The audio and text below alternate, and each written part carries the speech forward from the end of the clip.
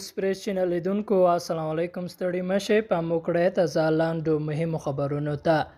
کندوز کې پر شپږ سوه کروندګرو اصلاح شوي تخمونه وویشل شول د کندوز د کرنې او بلګونې او مالدارۍ د ریاست چارواکي وایي ساکال دوی د منی په کمپاین کې د ولایت په مرکز ولسوالیو کې پر شپږ زره کروندګرو 300 ټنه د غنمو اصلاح شوي تخمونه او شپږ سوه ټنه کیمیاوي سرې ویشلې د دې ادارې رئیس مولوي امان الله حسن ازادي راډیو ته ویل تیر کال هم اصلاح شوي تخمونه په کروندګرو ویشلي وو چې د غنمو د حاصلاتو په زیاتېدو کې مرسته کړې وه یو شمېر کروندګرو چې تیر کال په خپلو کروندو کې اصلاح شوي تخمونه کرلي وو وایي د پخواني تخمونو پرتله اصلاح شوي تخمونه ډېر حاصل ورکوي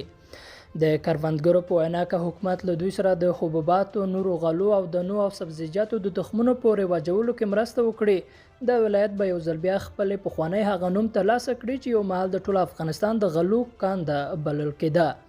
د کرنیزو چارو د یو شمېر کارپوهانو په باور که د بزګرانو لپاره مسلکي معلومات د اړتیا وړ مالي ملاتړ د اوبو لګونې او بازار موندنې برخه کې د هغوی لپاره اسانتیاوې برابرې شي نو له امله به د بزګرانو شته اقتصادي ستونزې هوارې شي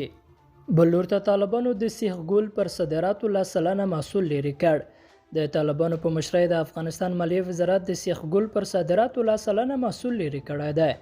د مالیې وزارت مسؤلینو ویلي د دې لپاره چې بهر ته په افغانستان کې د تولید شوي سیخ صادراتو ته لاره وره او د اوسپنې ویلې کولو شرکتونه له مالي پلوه په ځان باسیا شي مالیې وزارت پریکړه کړې چې د سیخ ګل پر صادراتو 10 سلنه محصول لرې کړي مالیې وزارت د غشان له پاکستان سره هوکړه کړې چې دغه هیواد به هر میاشت په افغانستان کې تولید شوی 1000 ټنه سیخ ګل واردوي